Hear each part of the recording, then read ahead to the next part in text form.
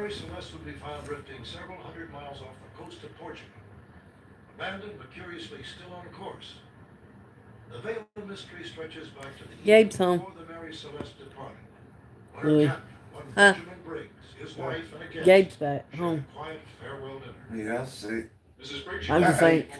I'm just saying Gabe's home. I'm glad that she gave me some pain meds for Sarah and I feel that the Benjamin liquid. Briggs of Marion, Massachusetts, had already captained ships for a decade when he took the helm. He came from a family of seafarers.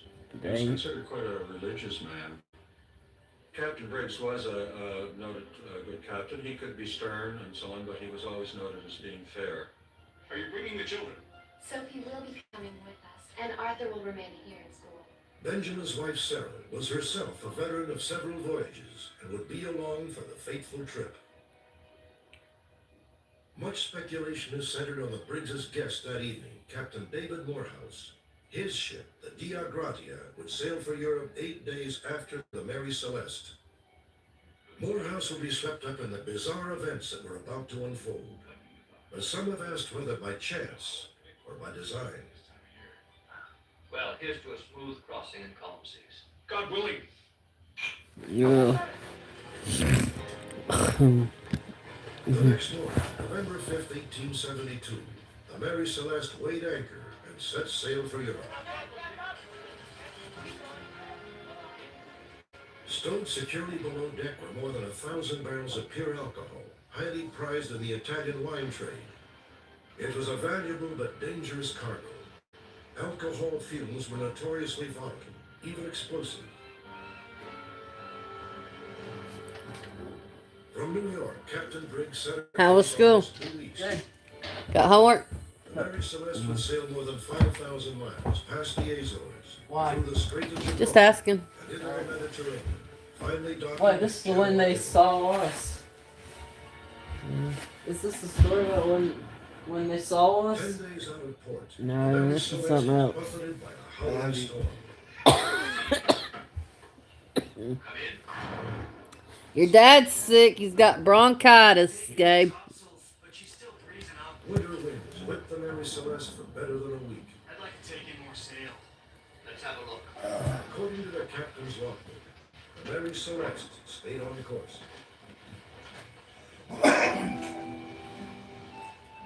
On the 10th day, the weather cleared. In his log, Captain Briggs placed the Mary Celeste a mere 6 miles off the Azores.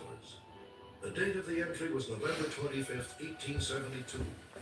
The last entry ever This should made. be about the Indian story. When I No, saw it's the- something else. the narrative. Shut up, Gabriel. It's something else. these hospitals is gone. Mr. Wright? Captain? On board the Dia Gratia, Captain Oh, Morehouse that's was about pizza. to make a discovery that would plunge Oh, there's into pizza commerce. on the stove, Gabriel. Something strange off the starboard bow. Couple pieces. Looks like she's floundering. A couple of sails Oh. are on the way. Tell you who she is. It's the Mary Celeste. Oh!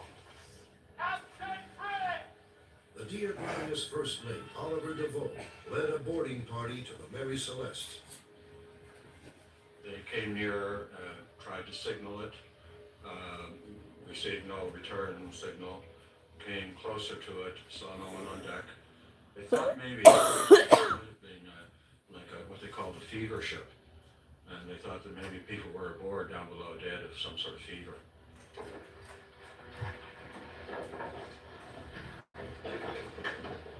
A holding silence shrouded the Mary Celeste.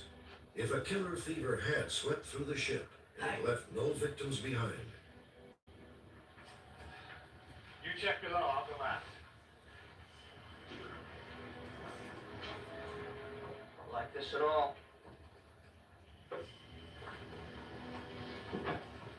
Hello?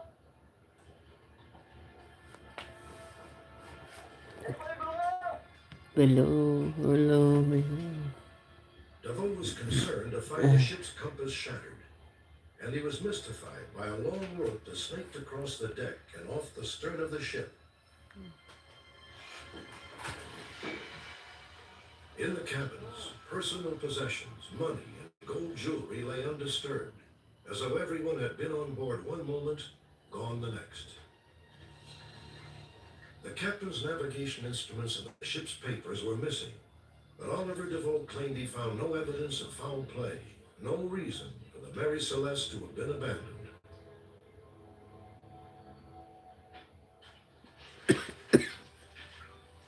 Only one fact was certain. Sorry. The Mary Celeste and her precious cargo of alcohol could be worth a fortune in salvage rights to whoever brought her to port. Morehouse seized the opportunity. With First Mate DeVoe now at the helm of the Mary Celeste, the two ships set a course for Gibraltar. There a British Vice Admiralty court would review Morehouse's salvage claim. His arrival in Gibraltar provoked an immediate uproar.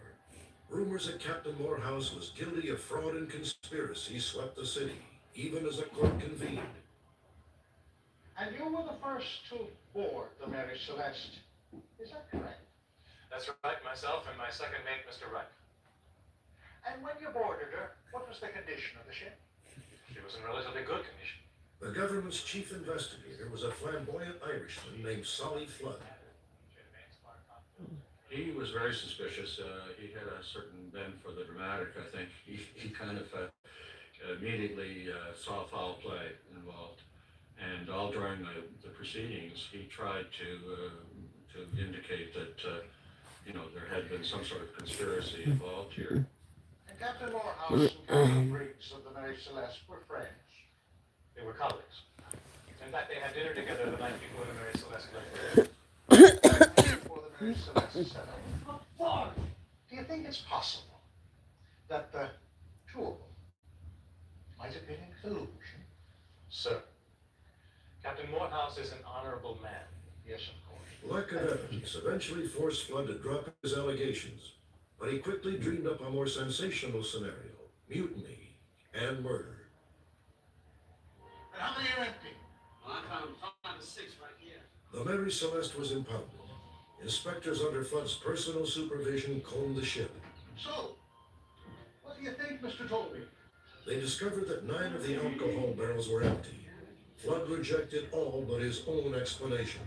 No, I think it more likely that the crew of the Mary Celeste opened up these casks. Maybe we should investigate. It was in Captain Briggs's cabin that Solly Flood found what he believed was proof positive of mutiny. Mr. Stedman, are you familiar with this sword? Aye, sir. And what kind of a sword is it? I take it to be Italian, about the turn of the century. And what was a sword Hey, like Alan. this? Flood had concocted a wild theory. Oh, goodness. The crew of the Mary Celeste had broken into the Oh, man. and a drunken fury slaughtered. Watching Unsolved Mysteries. Then they fled in a lifeboat. And could a sword like this Crazy. You can inflict a wound with almost anything. But I suggest a wound was inflicted. Look at the stain on the sword. Begging your pardon, sir, but I think you'll find that to be rust. We'll not have a medical expert. No, a team of medical experts examine this. You too. And then we'll see. What did it? Well, Louis had to go to the doctor. He's got bronchitis, so The test he's sick. later revealed that the stains were not blood. The mutiny theory collapsed. Flood just absolutely refused to admit that there hadn't been a murder. But he never did get any satisfaction from the government. And they just repudiated everything that he said. The Mary Celeste is released from custody. The salvage settlement is awarded to David Moore.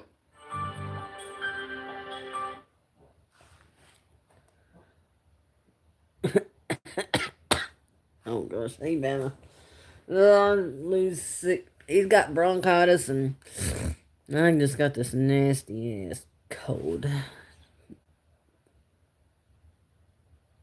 Hey, Tori. Oh man, I took some Robitussin last night, and I passed out. I went to bed early. That Robitussin kicked my butt last night. It kicked his butt too. We both were up in the bed at 9 o'clock last night.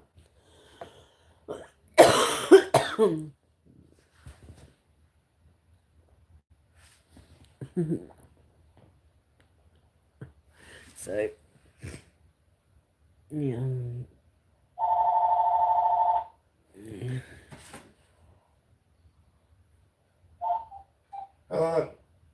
It still costs $29 for your cough medicine. You still want it? Why Why? is It's it? supposed to be paid for. Because your insurance must cover the hydrophobic. I guess get it. Jeez. Get it? I might pay you when I get my Indian check. Well, alright. Okay, thank you. Why are they doing that? I don't know.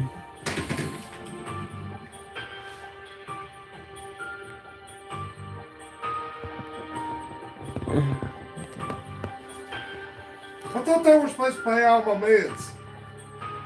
I don't know. She said they won't pay for that. Wonder why. Huh? I said, I wonder why they won't pay for that. That's nuts.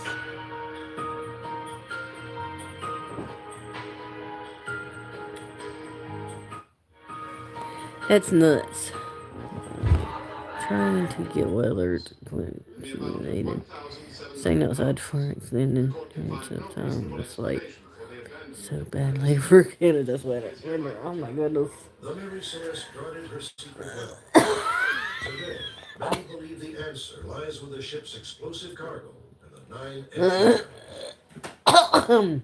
That many barrels Yeah, of it's alcohol nuts. leaking into the hold would have created a lot of fumes.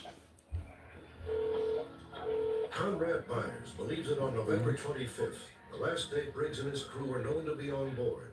The weather had finally cleared. Why won't they pay enough for allow it? the hatches to be opened. I don't know. They pay for everything else. Well, you stop Walmart now.